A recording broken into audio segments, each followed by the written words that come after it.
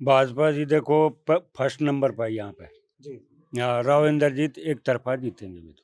देखो ये यहाँ तो सिर्फ मोदी का है, मोदी के ऊपर है, मोदी के नाम पे ही वोट जाएंगे। द्वारिका रोड है, किसकी देन है? मुंबई किसकी देन है? आज जो ये सेक्टर वगैरह है, किसकी देन है? ये सारे कांग्रेस की लाई हुई परियोजनाएं थी। देखो जी, राज बब्बर इतनी तगड़ी टक्कर नहीं दे सकता क्योंकि उसका यहाँ कोई वो नहीं है। वैसे डेवलपमेंट का जहाँ तक ताल्लुक है, आप डेवलपमेंट की बात, तो गुड़गांव जैसा बुरा हाल तक कहीं भी नहीं है। और नगर निगम में इतना भारी भ्रष्टाचार हुआ है यहाँ जिसकी कोई हद नहीं। हमें तो जी इंद्रजीत की एक तरफा जीत लगी। यदि हम बदलाव करें तो हमें वीपी सिंह की सरकार बनी थी, देवगौड़ा की बनी थी, वो हालात नजर आते हुए हम ये चाहते हैं स्थिर सरकार बने। हम काम देख के ही वोट को देंगे, क्यों हम सनातन धर्म में विश्वास करते हैं। हमारे धर्मों का भी केदारनाथ में, उज्जैन में, अयोध्या में काफी काम हुए हैं।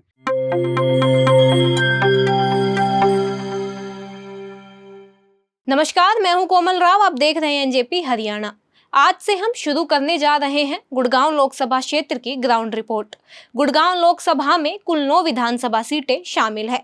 इनमें गुरुग्राम जिले की गुड़गांव, बादशाहपुर, पटौदी, सोहना, नूंह जिले की नूंह, फिरोजपुर झिरका और पुन्हाना तथा रेवाड़ी जिले की रेवाड़ी में 52 सीटें शामिल है। लगभग 25 लाख मतदाताओं के साथ ये हरियाणा की सबसे अधिक वोटर्स वाली सीट है। पिछली 2 बार की तरह भाजपा ने यहां से तीसरी बार भी केंद्रीय मंत्री राव इंद्रजीत सिंह को उम्मीदवार बनाया है। जजपा ने राहुल यादव फाजिलपुरिया को मैदान में उतारा है, जबकि कांग्रेस के उम्मीदवार का भी इंतजार है। पहली कड़ी में हमने बादशाहपुर विधानसभा क्षेत्र के मतदाताओं का मन टटोलने का प्रयास किया है। हरियाणा में लोकसभा चुनाव 25 मई को होने हैं, इसलिए अभी चुनावी गर्मी अधिक नहीं हुई है, लेकिन मौसम के मिजाज गर्म होने के साथ साथ चुनावी मिजाज भी गर्म होने लगे हैं। कांग्रेस का उम्मीदवार मैदान में आए बिना बहुत अधिक कहना हमारे लिए और मतदाताओं के लिए भी संभव नहीं है, लेकिन 2 बातें स्पष्ट है। बादशाहपुर विधानसभा क्षेत्र में मोदी के साथ राव इंद्रजीत का भी जलवा है। कांग्रेस के कार्यकर्ता राज बब्बर से अधिक कैप्टन अजय सिंह यादव को चाह रहे हैं। कुछ लोग गैर यादव की भी पैरवी कर रहे हैं। कांग्रेसियों को बेसब्री से पहलवान के आने का इंतजार है। नगर निगम में भ्रष्टाचार को लेकर लोग बेहद गुस्से में हैं। राव इंद्रजीत को इसका कुछ नुकसान हो सकता है, लेकिन उनके लिए राहत की बात यह है कि बादशाहपुर में राष्ट्रीय मुद्दों में मोदी के नाम का भी असर है। एनजेपी ने लोगों के बीच पहुंचकर उनका मन टटोलने का प्रयास किया। सुनिए क्या कुछ कह रहे हैं गुड़गांव लोकसभा के बादशाहपुर विधानसभा क्षेत्र के लोग। दोस्तों नमस्कार। लोकसभा क्षेत्र की कवरेज के सिलसिले में आज हम हैं गुड़गांव लोकसभा क्षेत्र के बादशाहपुर विधानसभा क्षेत्र की बसई इंक्लेव में, और यहाँ पर बहुत सारे साथी हैं, बुजुर्ग भी हैं, युवा भी हैं, अधेड़ भी हैं, सब उम्र के लोग हैं, तजुर्बेकार भी हैं। तो इनसे जानते हैं। अभी भाजपा ने अपना पहलवान उतार दिया है, राव इंद्रजीत मैदान में है। जजपा ने भी अपना उम्मीदवार खड़ा कर दिया, राहुल फाजिलपुरिया, और अभी कांग्रेस ने अपना उम्मीदवार खड़ा नहीं किया है। अगर आज की तस्वीर पार्टियों के लिहाज से देखें तो गुड़गांव के बादशाहपुर विधानसभा क्षेत्र की बात करें तो आप कहां खड़ा पाते हैं भाजपा और कांग्रेस और दूसरे दलों को? भाजपा जी देखो फर्स्ट नंबर पर यहाँ पे जी। हाँ, राव इंद्रजीत एक तरफा जीतेंगे भी तो। हाँ, तो वजह क्या है राव इंद्रजीत की एक तरफा, ये बता रहे हैं, आप सहमत हैं इनसे? हाँ सहमत है जी। ये इनका क्षेत्र बढ़ता है, राव पूरे राव बेल्ट है जी जी। तो सारी की सारी जाति समग्रण पर जो है वोट जाती है। तो ये राव इंद्रजीत को वोट मिल रहा है, मोदी को, भाजपा को, किसको वोट मिल रहा है? ये आपके पास आऊंगा मैं। राव इंद्रजीत। अच्छा, इंद्रजीत की बजाय और कोई उम्मीदवार होता तो शायद ऐसी पोजीशन नहीं होती, शायद। अच्छा, ऐसा लग रहा है। आपका कौन सा मोहल्ला है जी? यही है। तो आप क्या सोचते हैं, ये जो बोल रहे हैं राव इंद्रजीत की बात, सारे एक सुर में बोल रहे हैं कि कोई राव का विरोधी कोई नहीं यहाँ? मेरे राजनीति के बारे में कोई पता नहीं। राजनीति के बारे में कोई नहीं पता। आप बताओ जी, मैं आपके पास आता हूँ। ये दोनों बताएंगे। यहाँ बैठते हैं जी, एक बार वीडियो उठाइए तो इनसे पूछते हैं। आपका नाम क्या है? नाम तो बताओ। सतप्रकाश। सतप्रकाश जी, ये तो इनके विचार इनसे जानेंगे, आपके विचार हमसे। साझे का विचार थोड़ी, तो अलग अलग विचार हो सकते हैं। आपका जो ये बादशाहपुर विधानसभा क्षेत्र है, यहाँ आप घूमते फिरते हो, उठते बैठते हो, क्या स्थिति है? कांग्रेस ने उम्मीदवार अभी नहीं उतारा है, लेकिन भाजपा का उम्मीदवार आ चुका है। कांग्रेस का जो भी आएगा, राज बब्बर, कैप्टन यादव की सुनते हैं। आपके हिसाब से अगर मान लीजिए हम हाइपोथेटिकल क्वेश्चन करें, कैप्टन यादव आते हैं और मुकाबला राव इंद्रजीत से होता है, तो क्या स्थिति आप मानते हो? नहीं, उनका यहाँ ना है। फिर टक्कर है जी, हैं? फिर टक्कर है। मतलब कैप्टन आएंगे तो टक्कर है हाँ जी बिल्कुल, फिर टक्कर है। और दूसरा आया तो टक्कर नहीं है। नहीं फिर नहीं, आपका क्या मानना है भाई साहब? राव इंद्रजीत ही आएंगे। राव इंद्रजीत आएंगे, कांग्रेस किसी को उतारे चाहे? हाँ, किसी को भी। पहले भी हार चुके हैं, जी जी, कैप्टन पहले भी हार चुके हैं। पहले भी हार चुके हैं। तो हम तो ये जानना चाह रहे हैं जी, वोट जो मिलने की वजह है राव इंद्रजीत को, वह भाजपा की वजह से ज्यादा है या राव की वजह से ज्यादा है? राव की वजह से आ जाए। हाँ? राव की वजह से, मोदी की वजह से। हाँ, आप बताओ। कुछ राव बेल्ट है, हाँ जी, कुछ मोदी की वजह से। मोदी की वजह से। इस समय हम मौजूद हैं गुड़गांव लोकसभा क्षेत्र के बादशाहपुर विधानसभा क्षेत्र में, और ये सेक्टर 10 है गुड़गांव का, बादशाहपुर विधानसभा क्षेत्र में है। और मेरे साथ मौजूद हैं दलेल सिंह जून, और दलेल सिंह जून जी से जानते हैं कि अभी तो भाजपा ने तो अपना उम्मीदवार उतार दिया है और जजपा ने भी अपना उम्मीदवार उतार दिया है। आपको पता है, एक राव इंद्रजीत खड़े हैं भारतीय जनता पार्टी से, और जजपा से राहुल फाजिलपुरिया उतरे हैं। कांग्रेस अभी इंतजार कर रही है। अभी आप मैदान में पहलवान नहीं आए हैं कांग्रेस का, क्या स्थिति देखते हैं भारतीय जनता पार्टी की, और गुड़गांव को कितना बदला हुआ देखते हैं आप? दोनों चीजें बताएं आप। बदलाव तो सारे हरियाणा में ही है, गुड़गांव के अलावा भी बदलाव तो सब जगह है, लेकिन अभी नहीं, बदलाव डेवलपमेंट ज्यादा हुआ है।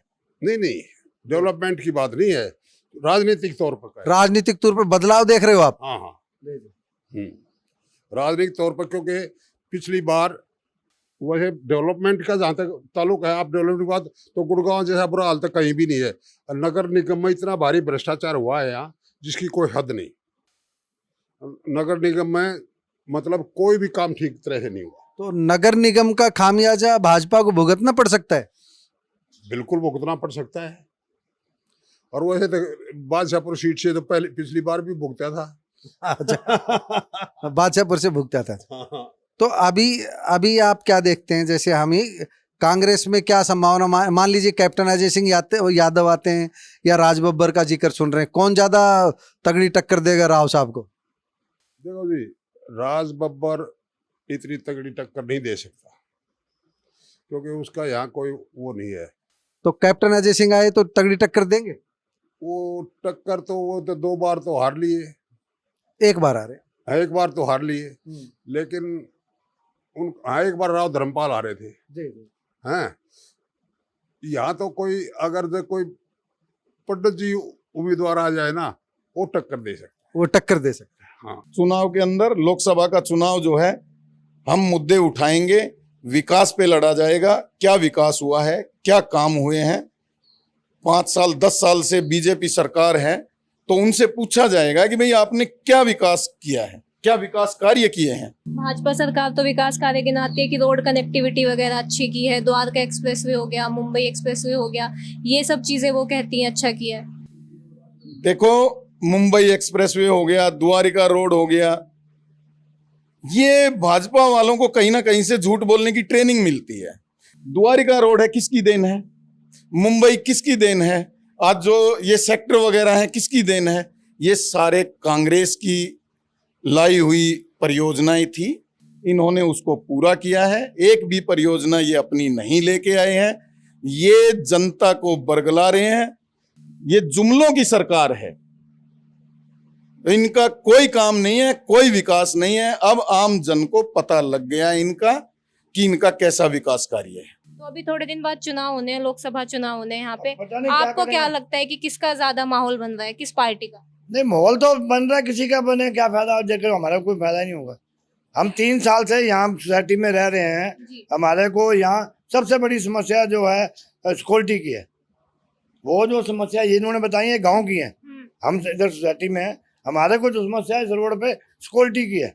यहाँ पर आप सुन ही लिए, भाजपा ने राव इंद्रजीत को उतारा है, कांग्रेस अभी अपना उम्मीदवार उतार नहीं पाई है, और जजपा ने अपना उम्मीदवार उतार दिया। यहाँ क्या समीकरण, आप क्या देखते हैं? हमें तो जी इंद्रजीत की एक तरफा जीत लगी। इंद्रजीत की एक तरफा जीत की वजह? देखो, एक तो पुराना लीडर है, फिर दूसरा भाजपा के साथ जुड़ा है, मोदी की लहर है, उस वजह से उसको दोनों बेनिफिट मिलते हैं हरिवाल से। अच्छा, इंद्रजीत कांग्रेस में होते तब कम वोट मिलती या भाजपा में हैं तब कम वोट मिलेगी? ज्यादा कौन सी सिचुएशन में मिलती? भाजपा के साथ रहने से। भाजपा के साथ रहने से। तो ठीक है जी, ठीक। सीताराम जी, कांग्रेस का उम्मीदवार अभी आया नहीं है, भाजपा अपना उम्मीदवार राव इंद्रजीत को उतार चुकी है, जजपा ने भी 2 दिन पहले राहुल फाजिलपुरिया को उतारा है।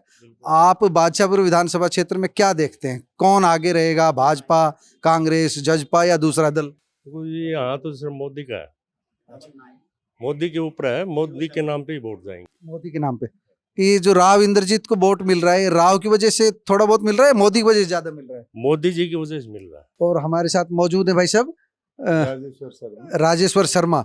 राजेश्वर शर्मा जी से जानते हैं, भाजपा ने अपना उम्मीदवार उतार दिया है, राव इंद्रजीत मैदान में है, जजपा ने भी अपना उम्मीदवार उतार दिया है, कांग्रेस अभी उम्मीदवार उतार नहीं पाए। 2019 में और 2024 में क्या बदलाव देख रहे हैं शर्मा जी? 2019 और 24 में क्या बदलाव है? चेहरे बदलते हैं, व्यवस्था तो कोई बदलती नहीं। पहले भी यही व्यवस्था थी, अभी भी वही है, सत्ता के चेहरे बदलते तो हैं। पहले बड़ी जीत हुई, फिर अभी भी बड़ी जीत होगी कि अब की बार चोट लगेगी? देखो, जीत की हम असेसमेंट कैसे कर सकते हैं?